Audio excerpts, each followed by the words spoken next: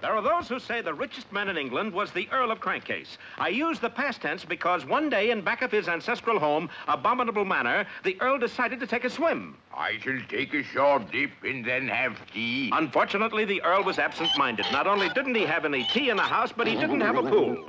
The effects of the tragedy were far-reaching. Before the week was out, the 3 surviving members of the Crankcase family gathered at the law firm of Lamb, Curry, and Rice for the reading of the will. These were distant nephews of the late Earl, Filcher, Belcher, and Jay. Oh, how we grieve our dear uncle's passing. Oh, how we'll miss him. Oh, how much did he leave us? Nothing. The entire estate, consisting of £1 million note, goes to the new Earl of Crankcase. And this is what he looks like. The only existing photograph was a glossy 8x10 of a 12x4 foot. On the sole of the foot was an inscription reading, Rue Britannia. Find a foot with that on it and I'll show you the new Earl. Wasting not a second, the nephews searched their souls. Mine says, don't tread on me. Fiddlesticks. Mine says, walk softly and carry a big stick. Oh, prunes.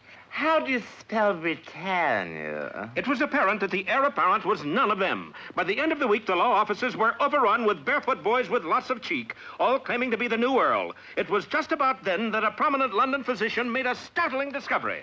This isn't the foot of a man. It's the foot of a moose. And that brings us to Frostbite Falls, Minnesota, home of our stalwart hero, Rocket J. Squirrel. Oh, I hate my uncle, but I love my antlers, 'cause antlers are a moose's best friend. Hey, Rock! Huh? What is it, Bullwinkle? Hand me my shower cap, will you? Yeah, here you are. Thanks. Anything I can't stand is wet horns. Say, have you seen the morning paper? It says here they're looking for a moose foot with Rue Britannia on it. You mean like this? Yeah, like that. Bullwinkle, your foot. Sure, it's my foot. I got another one just like it. They come in pairs, you know. But Bullwinkle. Sometimes they come in apples and kumquats, but mostly in pairs. Yeah, but those words on the bottom of your foot, don't you know what that means? Yeah, I got a scrub hardy. No, you're the new Earl of Crankcase. Notifying the Crankcase lawyer of the big news, the boys then departed for England. Here's champion news, gentlemen. The new Earl has been located and will arrive within the hour aboard the SS Flotsam. Oh, how jolly. Here, here. By the way, sir, what would happen if the Earl were to meet with a timely accident? Why, then you chaps would split the inheritance. Flushed with incentive, the nephews dashed to the nearest beach just as a channel swim got underway. Pretending to be part of the competition, the cunning threesome dove into the water and appeared to be swimming to France.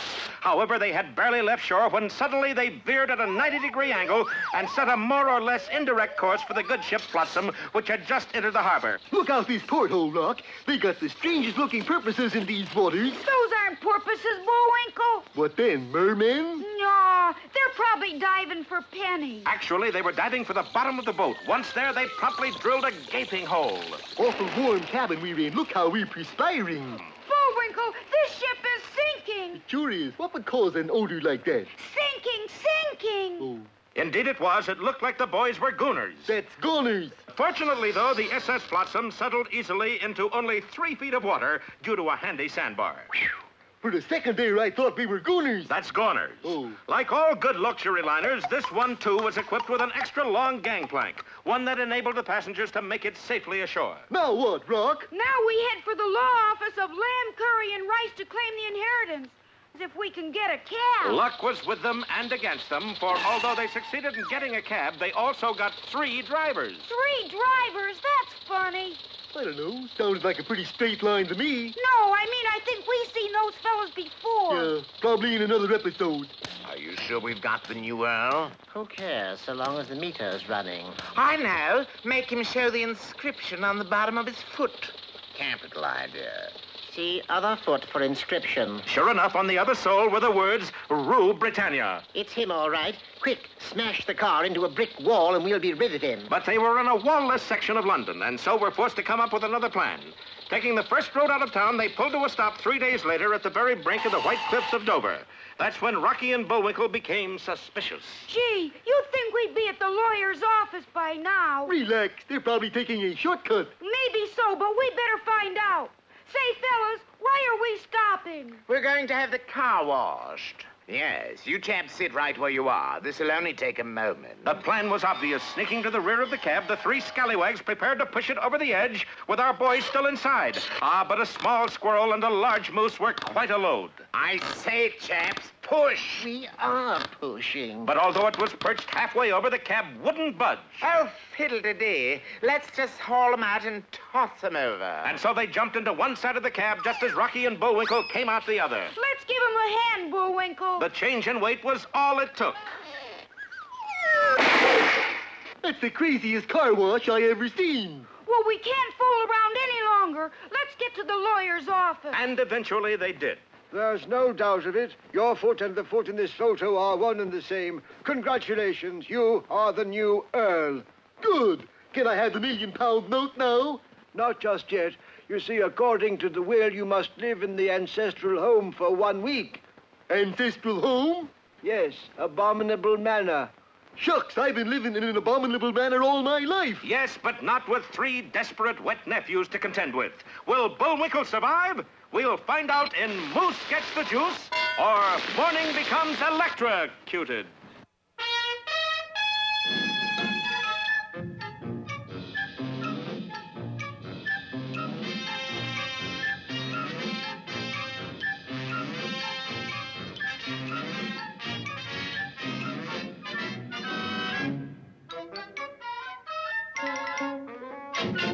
Any idea where Egyptians deposit their money, Sherman? Sure, the banks of the Nile. Oh, well, I guess they do.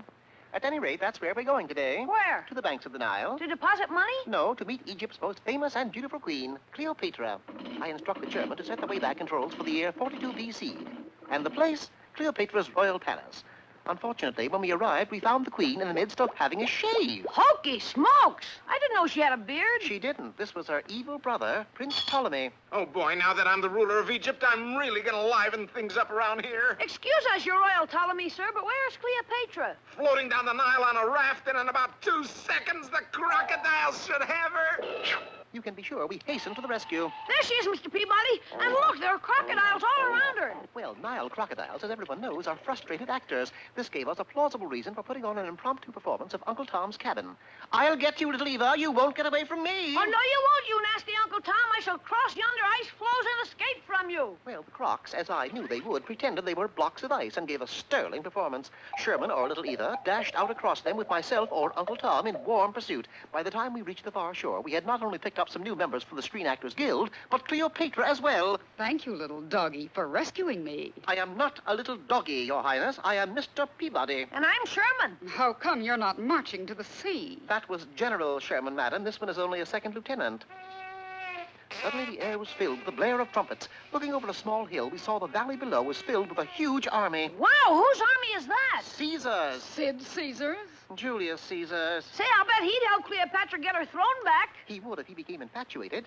You think you could charm the great Caesar into assisting your cause, Cleopatra? Are you kidding? Cleopatra began her saturation campaign by entering Caesar's tent during his 2 o'clock feeding. Oscrotcha artist! This is the vilest Caesar salad I've ever tasted. Who's got the salt? Here it is, Julie, baby. You want some pepper, too? At 4 o'clock, Caesar reviewed his troops. You, soldier, you know better than to hold a dirty spear. I am sorry, O Caesar, but I had nothing to clean it with. Clean it with mint. Spearmint? Arrest that man! And you, soldier. Hello, Julie, honey. The crowning blow came when the great man dictated a letter that was to be sent back to Rome. And I shall return during the Ides of March. Is that all, sir? That is all. Sign it yours sincerely, Julie, baby. Julie, baby? Oh, I must be going mad. Leave me. I seem to be haunted by the voice and face of a beguiling vixen. Perhaps I have a virus. You look good to me, Julie Tiger. Even the mirror looks like her. By morning, Julius Caesar was on the verge of an unnervous breakdown, and that's when Cleopatra, escorted by 2 Egyptian guards, who resembled a boy and a dog, had it out with him. You're devastatingly beautiful, you minx, you. Say you'll go steady with me. She will if you'll attack Ptolemy and kick him off the throne. Caesar, of course, would do anything, so that afternoon he and his vast legions lined up in front of Egypt's royal palace. Spear throwers, attack! 1,000 deadly spears were launched in the direction of the palace wall, but Ptolemy was a clever man, for suddenly a huge screen popped up, a screen that had been coated with rubber. The spears merely hit the screen and returned from whence they came. Boulders were even catapulted, but they too bounced back.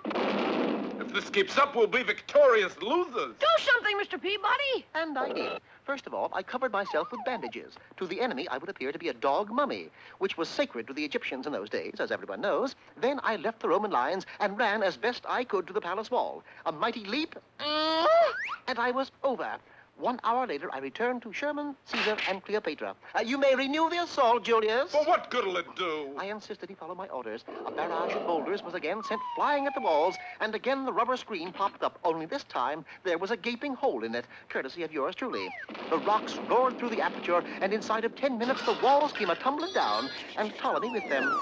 Cleopatra had her throne, and Caesar had Cleopatra. As for Sherman and me, we had ourselves a short sightseeing tour of the marketplace in Cairo. Step right up, folks. Buy yourself a genuine Egyptian pharaoh barometer. Take a barometer home to the little woman. Look at that, Mr. Peabody. That man is selling barometers shaped like pharaohs. Yes, they not only sold slaves in Egypt, they sold barometers as well. I never knew they could forecast the weather.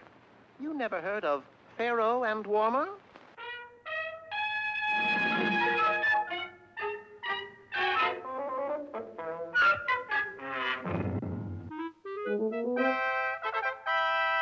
Now, it's time to get back to our story. Let's face it, claiming an inheritance in England isn't very easy, especially if your name happens to be Bullwinkle Moose. Yes, those words rule Britannia on the bottom of his foot entitled our moose to inherit a £1,000,000 note. Ah, but there was a stumbling block. 3 stumbling blocks named Filcher Crankcase, Belcher Crankcase, and Jay, nephews to the recently departed Earl. We must find a ruse for cooking his goose. So saying, they drove to the White Cliffs of Dover, intending to push our heroes over. What'd everybody do, get rhyming dictionaries for Christmas? Luckily, the cab was no pushover, and in the ensuing mix-up, it was the nephews who took the plunge, not Rocky and Bullwinkle. Later at the law firm of Lamb, Curry, and Rice... Is it true, Mr. Lamb? Is Bullwinkle really the new Earl? No doubt of it, my boy. That tattoo on his foot matches the one in this picture. Unfortunately, before the doctor could collect the £1,000,000 note, he had to spend 1 week inside Abominable Manor. I don't like the looks of it, Bullwinkle. Oh, clibber clabber, Rock. I could live there 1 week standing on my head. Funny Bullwinkle should say that, for just inside the door, someone had carelessly left a Burmese tiger trap. And when Bullwinkle stepped inside, he really put his foot in it. Say, this place doesn't look so bad. Rocky's flying squirrel-like eyes gazed about the main hall, tastefully decorated in early Prohibition style and topped off with what appeared to be a very unusual chandelier. Bullwinkle, what are you doing up there? You heard the man. I'm a very unusual chandelier. This is no time for fooling around. Come on down. Wait a minute, I'll light up for you. And even though the rope broke, Bullwinkle kept his promise. He lit on his head. I hate episodes like this, even though I get the money later, which I probably won't. Exploration of the rest of the manor eventually took them to the 2nd floor and a sinister door. I wonder what's in there. Yeah, it's probably just a broom closet. Rocky was only half right. Actually, it was a spear gun closet, and one of them was set up so that whoever opened the door would get it right between the eyes. Like most closets, though, this one, too, had a sticky door. Forget it. I can't, Rock. It's become a kind of fetish with me. Come on, door. Open. Being as strong as a moose, Bullwinkle managed to rip the door right off its hinges. Hokey smoke! A spear just shot over my head. Turning around, Rocky gasped at what he saw, for there, pinned to the wall, was the spear, embedded in the head of a moose. Bullwinkle! It does look like me, doesn't it? Oh, my gosh! For a minute, I thought that moose head was you. Well, how do we know it is until we check? The car wash failed, the Burmese tiger trap failed. So did the spear gun. But this won't. The moose will pick up the phone, I'll plug in this connection, and 11 million volts will go through him. I think somebody's out to get you, Bullwinkle. Let's phone Scotland Yard. Let's phone the police first. And Bullwinkle headed for the nearest phone, not knowing that it was connected to a diabolical switchboard in the cellar. Hello, operator. Give me the police. There he is now. Ready? Here we go. But although the connection was made, nothing happened. It's no wonder you forgot to plug this in. That's when the short-circuited. Big Joe is going tonight.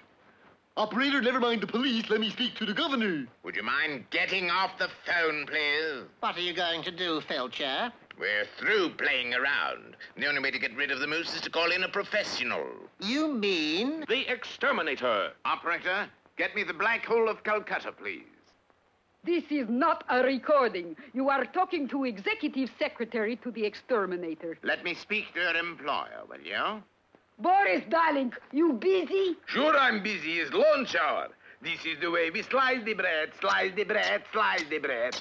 What kind cheese you want in sandwich, Natasha? Blue or Swiss? Swiss, darling. Swiss coming up. By the way, you got his business call. Business call? Goody. Things are looking down. I'll take it in mausoleum. The deal was quickly made, and it was only a matter of minutes before Boris and Natasha were on their way to England. Who we off to kill this time? The name of the victim is unimportant. What a strange name. I agree. It was well after midnight by the time they arrived at Abominable Manor, where they were enthusiastically greeted by the nephew's crankcase. Sort of gets you right here, don't it, Natasha? And with Pilcher crankcase leading the way, Boris was escorted to a door containing a large peephole. Victim is in here? Yes, look in there and you'll see the new Earl of Crankcase. He is your victim. That's victim. But you said, please, leave the dialect to me. But victim or victim, all Boris had to do was focus his evil eyes on Rocky and Bullwinkle and... Oh, boy, Natasha, you're never going to guess who's on the other side of door. Is Peabody and Sherman? Silly girl, flying squirrel and moose. Oh, no. Oh, yes. Hey, you. You know there's two in there? Yes, the moose is the one we want you to exterminate. Okay, buddy, I tell you what I'm going to do. Going to make you a package deal. Going to kill two for the price of one. And so a few moments later, a knock was heard at the front door. That must be the police, Bullwinkle. Hey, are you the police? Right now, Governor. I'm a Bobby. Who's she? She's a Billy. Golly, officers, I'm sure glad you're here. I fear for Bullwinkle's life. Come on, I got to put you under police protection. So saying, Boris escorted our unsuspecting heroes into a nearby closet. How come we have to stay in here? It's only safe place in house. But so you don't get lonesome, here is a radio for you to play. Hey, that's mighty thoughty. However, that was no ordinary radio, for instead of tubes, it contained sticks of TNT. Yes, and soon as it warms up, boom, no more Rocky and his friends. Will Boris have a show of his own next week? We'll find out in Explosive Situation, or Don't Make It Worse, It's Bad Enough. Well, you lucky people, time again for Bullwinkle's Corner. Thank you, Rocky. Today's poem is that intimate story of life among the royalty, the Queen of Hearts. The Queen of Hearts, she made some tarts, all on a summer's day. They look good, Queenie. What kind are they? Soybean, rutabaga, asparagus, and turnip. Turnip? Turnip tarts? I use my health food cookbook. Ooh. Well, on with the poem. The Knave of Hearts, he stole those tarts and took them clean away. Stop, thief! Come back here, you tart napper! The King of Hearts called for those tarts and beat the knave full sore. The Knave of Hearts gave back the tarts and vowed he'd steal no more. Oh, you don't get off that easy. You stole 'em, friend. You eat 'em.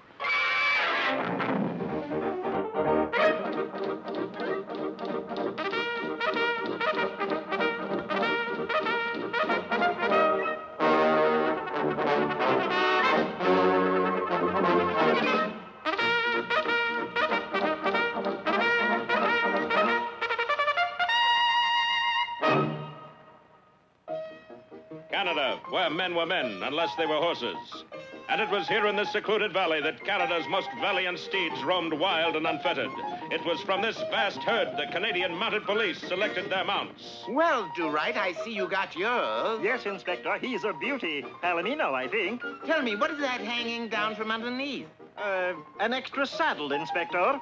The Mountie sitting on the cow is our indefatigable hero, Dudley Do-Right, decathlon champion of the 1904 Olympics, which were not held that year. Well, sir, if you'll excuse me, I think I'll take Whirlwind here back to the post and give him a brushing down. You do that, Do-Right. For 2 weeks, Dudley put his noble steed through a rigorous training course. Jumping, trotting, saluting, everything that was required of a Mountie horse. It wasn't until the animal gave 14 pints of milk that Dudley became suspicious.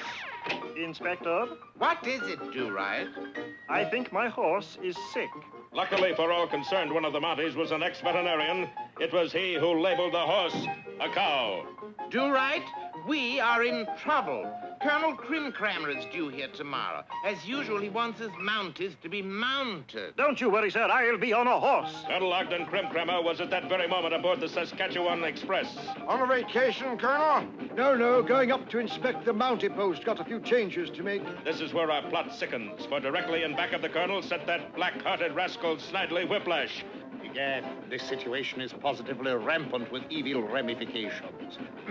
I beg your pardon, Colonel Crimcrammer, but the engineer would like to have a word with you. Oh, really? Where is he? In the last car. The colonel was already in the last car, therefore when he left it, he left the train.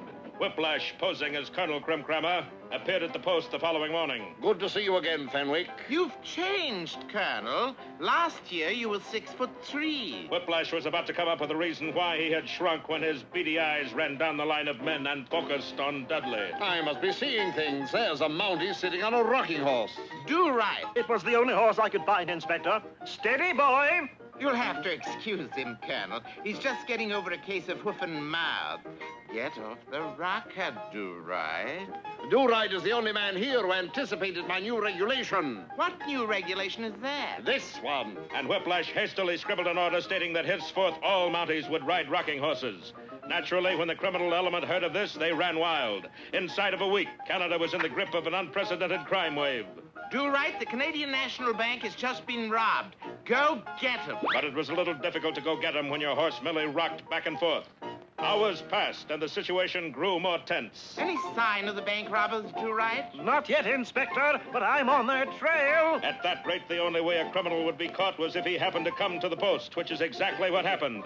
The bank robbers, loaded with Canadian clubs and carrying sacks of money, darted inside the gate, hoping to use the post as a hideout. Luckily for them, they blundered into Dudley. You men see any bank robbers? They were too shocked to answer. Never mind. I'll get them anyway. Onward, boy! Onward! The gang proceeded to take the post over. They overpowered every Mountie they saw, including Inspector Fenwick. It is getting dark, faithful steed. We must return to the post and report. The bank robbers, having bound and gagged everyone, were contemplating passing the time with torture. I say, let's make them watch television. Yeah, sign on some commercials. Before they could carry out their fiendish designs, they were interrupted. Would you mind telling the inspector that my horse and I are still looking for the bank robbers? Oh, there's the inspector. Pardon me, sir, but... Yes, I agree, sir. It is cool in here. I'll throw some wood on the fire. But in the dim light, our dim-wit threw not firewood, but firearms. Seconds later... It's the compass! And when the smoke of battle cleared, Dudley stood alone, victorious.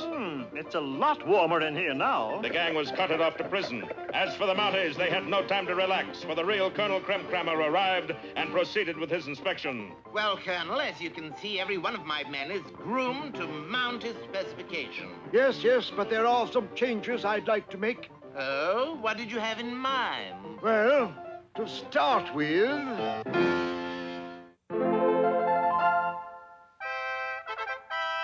Now, back to Adventures of Rocky and Bullwinkle, Banks. Well, things are reaching the boiling point down at dear old Abominable Manor. For last time, you may recall, Boris Badenov made a deadly arrangement with the crankcase nephews. It's time for a change of earl. Resourceful as ever, Boris and Natasha disguised themselves as English policemen. You may be a Bobby, but she certainly isn't. No? Show us your bobby pin, Natasha. See, darling, 20 years on force. Secure in the belief that they were under police protection, Rocky and Bullwinkle allowed themselves to be placed in a closet. Well, at least we'll be safe in here. Nothing could have been further from the truth, for Boris had given them a radio for company, a radio booby-trapped with TNT. That's bobby trap. Well, whatever it was, that radio would heat up and then... See, I bet we're just in time to catch the English sweepstakes. And the horses are coming into the home stretch with mother-in-law in the lead. Mother-in-law? I got money on that nag. Mother-in-law is still in front. They're heading for the finish line, and it's... I can't take it, Doc. It's just too exciting. That fool moose turned it off. No, Boris, don't go in there. And at the wire, it was Adam's apple by a neck. Boris, you're smiling? Sure, I had him to place. Well, Mr. Executioner, your first attempt was an abysmal failure. And it didn't work either. But now comes my hotsy-totsy dworked on Trotsky plane. Over here we got Disha macadamia nuts. Very salty. Now, Moose eats nuts. Moose gets thirsty. Moose goes to kitchen, drinks 50 glasses water, gets bellyache. Squirrel phones drugstore for bellyache pills. Delivery boy races up driveway on motor scooter with pills. But he rolls overtake, put there by yours truly, and gets flat. While boy changes tire, I change pills to macadamia nuts. Moose eats more thinking they are pills. And gets such big bellyache he needs doctor. I come in dressed as sturgeon and operate immediately. Now comes best part. Moose does not pull through. Oh, Boris, darling, you got the best twisted mind in the whole world. I do the best I can with the tools I got. Running upstairs, Boris quickly entered the room where Rocky and Bullwinkle were sitting and anxiously awaited the right moment to put his plan into effect. Gee, I sure would like some macadamia nuts. This was the right moment. Oh, I'm in luck. Here is a whole bowl full right in my lap. Better not eat too many, Bullwinkle. They'll make you thirsty. But unable to resist, the nut-hungry moose downed them all in one fell swoop. My, I am thirsty. The evil plan was progressing perfectly. Bullwinkle went into the kitchen and promptly drank 49 glasses of water. Here, make it an even 50. Oh, thank you. Oh! Bullwinkle, what's the matter? I got a abominable pain. Where? In my tummy. Reacting instantly, Rocky put in a call to the drugstore. Within 5 minutes, a delivery boy was racing up the driveway when, just as Burris had predicted, the boy changed his tire. And I changed the pills. Sure enough, Bullwinkle swallowed the nuts, thinking they were pills. Now how do you feel? Oh, I feel much better. Oh, the doctor. And here I am. Are you a doctor? What do you think I am, an exterminator? Don't answer that. I got to operate. And before he knew what was happening, Bullwinkle found himself on an operating table while Rocky nervously paced the corridor outside. Where will it all lead? You got everything, Dr. Darling. Let me see. Paper clips, glue is all here. And with that, Burris proceeded to go to work. However, the fuse box, in abominable manner, was in an advanced state of disrepair, and... Hey, what gives with lights? You want flashlight? What for? Operation is going to be failure anyway. 1 hour later, the exhausted surgeon emerged from the operating theater. Congratulations, Squirrel. You are proud father of a dead moose. What? But you told me he'd be fine. Moose is fine. Finally dead. Pardon me, doctor. I'm sorry I was delayed. Oh, think nothing of it. Bullwinkle! Moose! There's a J in there. Bullwinkle J Moose. But the doctor said you were dead. Well, there must be some mistake, I think. You see, I heard the nurse ask for a flashlight, and so I went out in search of one. All I found, though, was this luau torch. Well, if that ain't you on the table in there, who... Congratulations, Boris. You are first doctor to ever remove appendix from suit of armor. Well, at least it's not total loss. More determined than ever, Boris pulled out all the stops. He booby-trapped the entire second floor, put poison in the drinking water, and even wrote a nasty letter. How many U's in Moose? Let me see. Moose. M-U-S-E. 2. But it was all to no avail. The booby traps misfired. The poison only helped to purify the water. And the nasty letter was delivered to the wrong moose. Boys, I got proposition for you. I pay you, you kill Moose. Dash it all, old man. I thought you were an expert. I am at not killing Moose. You know, we really don't have to kill him. What do you mean? Well, the will clearly stipulates the moose stay inside the house for 1 week. You mean if Moose goes outside the house, you get £1,000,000 note? Of course. All you have to do is lure him out, take a picture of him, and... Natasha, get my brownie. Cookie? Camera! I think I'll get some air, Rock. You better not, Bullwinkle. You're supposed to stay inside for 1 week. Oh, thinky foo. Oh, I think I'll go upstairs and take a nap. So saying, Rocky departed, leaving Bullwinkle alone, but not for long. Quick, only 30 seconds left to play. We got to make touchdown or we lose game. Let me make the touchdown, coach. His deal. Goal line is out through open door. Go. Don't worry, we'll win. And Bullwinkle took off, not realizing that he was heading outside the house where Natasha, dressed as a cheerleader, waited with a camera. Will Bullwinkle score but lose his inheritance? The answer lies in 50 cents lost or get that half back.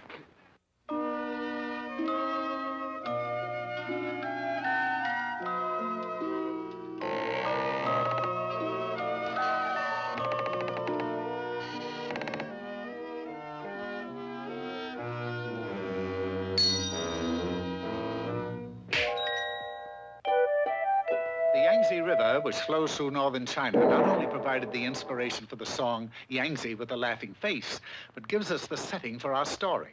Centuries and centuries ago, the Yangtze was nothing more than a small pond that sat beside a palace belonging to a wealthy Chinese emperor. Well, Honorable Cook, what have we for breakfast today? Well, I can fix a scrambled egg roll. You like it? No, I've a hot yen for almond duck. That's all he ever ate. Almond duck, morning, noon, and night. And that's why the pond was always well stocked with almond-eyed ducklings. You hear the big news, Foucault? Emperor gonna have almond duck this morning. Oh, hot dog. I hope the cook picks me. These almond ducklings live for one thing and one thing only, to have the honor of being fed to their beloved emperor. Yeah. We're sort of like a duck kamikaze squadron. Yeah. All right, handsome up, you birds. Here comes the cook. The cook came to the edge of the pond and surveyed the ducks with a keen eye. That's when the ducks went into their act. Look up by my ducky, what a ducky melody. If you know ducky like I know ducky. All the time, same old corny imitations. So he simply selected what he thought was a good-looking duck. How furry. Maybe we'll get lucky at lunchtime. Yes, they all stood a chance of making good at the next meal, all but one. He was the ugliest almond duckling China ever spawned. Boy, if this keeps up, I'm going to live to be 104. And another duck got the honors. Boy, I'm getting desperate. I got to use the old Chinese noodle.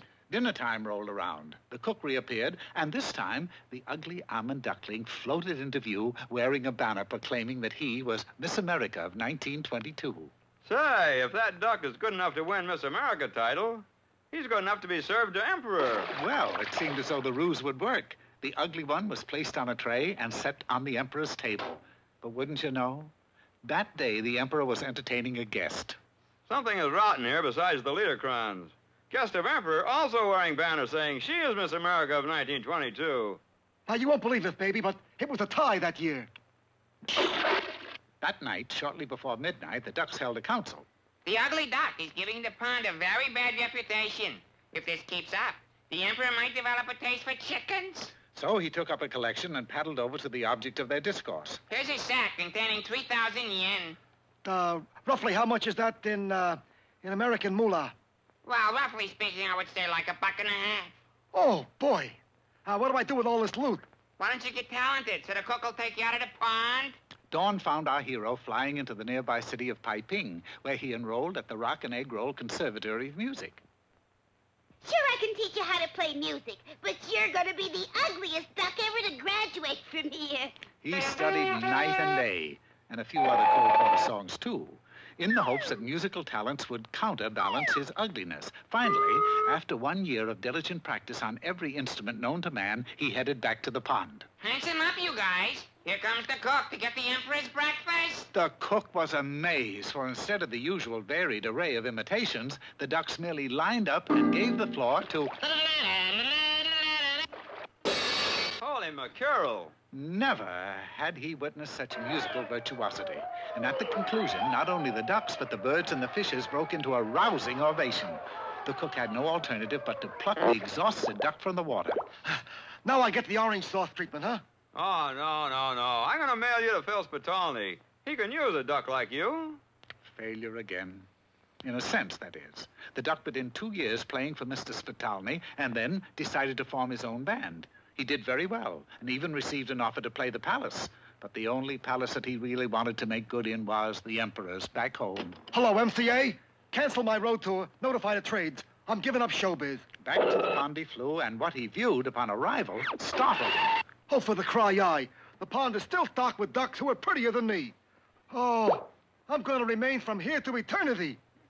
Suddenly, a Chinese frog leaped onto a lily pad. What you got tears in your almond eyes for? I'm as ugly as 4 days of bad weather, that's why. Yeah, well, a lot of people are ugly. I was ugly once myself. I can't believe it. How come you're not ugly now? Well, I believe that's why. I believe you believe, but what do you believe? I believe that I'm good looking. Well, this was something he hadn't tried. So for 24 hours, he believed he was no longer ugly. And you know something? It worked. By morning, he was the best-looking duck in the pond. Oh, you got it made, kid. Oh, you're sure to get picked from the pond. He was, but not by the cook. The cook selected someone else. Ah, but don't feel too sorry for the poor little duck. You see, his name was Donald, and he was taken by a man named Walt... Well, never mind. That's right, and now I go... Oh, boy, oh, boy, oh, boy.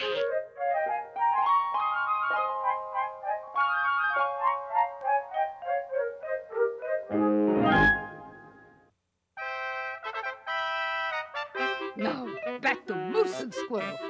Let us return to dear old Abominable Manor, where last time Boris Badenov made a startling discovery. You mean I don't got to kill moose? Of course not. We'll still get the £1,000,000 note if we can take a picture of him outside the house. Yes. According to the will, he must not leave Abominable Manor for 1 week. The week was almost up, but so was Bullwinkle's dander. I tell you, Rock, if I don't get some air, I'll go stale. Better not, Bullwinkle. With that, Rocky left to take a nap. That's when Boris came in. Boy, oh boy, he's last quarter with only 2 seconds left to play, and we behind 6 points. Never fear, Canute. I shall score us a touchdown. Good, Moose. Here, take Pigskin and go over goal line. But the goal line Boris referred to was outside Abominable Manor, where Natasha waited with a camera. I take picture of moose suitable for framing, and job is done. Bullwinkle set sail for the open door, and it looked like the end, but only of our last episode, for the commotion downstairs had arrested the attention of our staunch hero. Stop, Bullwinkle. You're heading for the door. But the game had to be won, and Bullwinkle plummeted onward. That's when Rocky took off from the balcony and pulled a triple reverse, taking the football away, tripping Bullwinkle, who got only as far as the welcome mat, and scoring the deciding touchdown. We won! We won! Well, Boris, all I got was photo of flying squirrel. You got off easy, Natasha. I bet another team. I got bad idea. You mean good idea. You know me, I don't got nothing good. Here is last-ditch plan. That night, on the roof of Abominable Manor, Boris and Natasha burned the midnight oil. And when daylight finally dawned... Well, how do you like it? It's beautiful. What is it? It's rocket ship. Moose will follow squirrel anywhere, right? It's plausible. So, we get squirrel inside rocket, moose follows, we send rocket to moon, no more squirrel, no more moose, no more failure. Boris, you are Dracula of cartoon industry. The day passed by, as days often will do, and that evening over dinner... You know what day this is, Bullwinkle? Guy Fawkes Day? No, it's your last day inside Abominable Manor. He ain't kidding. When the clock strikes midnight, the lawyer will arrive with your £1,000,000 note. You'll be rich. Not if Boris can help it. Here is dessert, gentlemen. Nice hot soup. A butler. Where did you come from? And what's with soup for dessert? I usually get salad. Fair enough. You get salad, squirrel gets soup. But that's no ordinary soup. It contains knockout drops. Say, this is pretty good. How's your salad? Well, the ptomaine lettuce is a trifle wilted. I said, how about that? He's asleep. With the butler showing the way, Bullwinkle carried Rocky to the threshold of the rocket ship. That's a very odd bedroom there. Easily this team. Go ahead, take squirrel inside. And once inside, Boris quickly slammed the door. The fools fell for it. Quick, Boris. Pull lever and blast rocket off. Listen, strike is clocking 12. Lawyer is due here any episode. And soon as I pull lever, Moose and Squirrel are on their way to moon. Pleasant dreams, Rock. Boris, Moose is getting out. No, he's getting in. And just as we closed, Boris prepared to launch our boys skyward. Here goes something. What gives with rocket? I don't know. It should blast off. But it couldn't, not with Bullwinkle leaning against the brake. Moose, would you please not lean against brake? Yes, you spoiling plans. I wasn't leaning against the brake. Oh, yes, you are. Oh, no, I'm not. He's right, Boris. What do you mean he's right? He's leaning against brake. Too darn much noise in here. With that, Bullwinkle picked up Rocky and exited the rocket. Naturally, with a brake release, the rocket took off. He was! The front door opened just as the clock struck 12. Those were the longest 12 chimes I ever heard. Ah, the Earl of Crankcase. Oh, what's going on, Bullwinkle? Glad you woke up. It's the end of the story. You get the girl, I get the money. There's just one thing. I must take one more look at your foot to check the Rue Britannia inscription.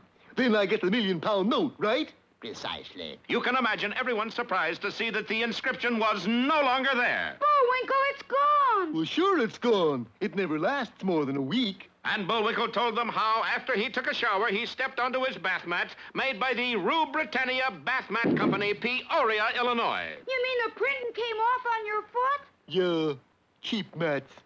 But this means you're not the Earl of Crankies. Yes, and it also means that we get the inheritance. They did get it, and it was £1 million note, £1 million promissory note. Good heavens. According to this, our dear uncle borrowed £1 million from the Bank of England. Yes, and you chaps must pay it back. What bitter irony. Filcher, Boucher, and Jay were forced to work in a local garage, draining, of all things, crankcases. Cheer up, chaps. At £1 a week, we'll have it paid off in 1,000,000 weeks. As for Boris and Natasha, they were last seen orbiting along the Milky Way. I tell you, Moose was not leaning on brake. You may be right. Rocky and Bullwinkle booked passage on the first boat leaving for home. Boy, am I glad that's over. And you know something? I'd just rather be plain old me than all the earls in the world. Sure was funny how that bath mat inscription fooled us. Yeah, but what's funnier is the one on my other foot. That one never comes off.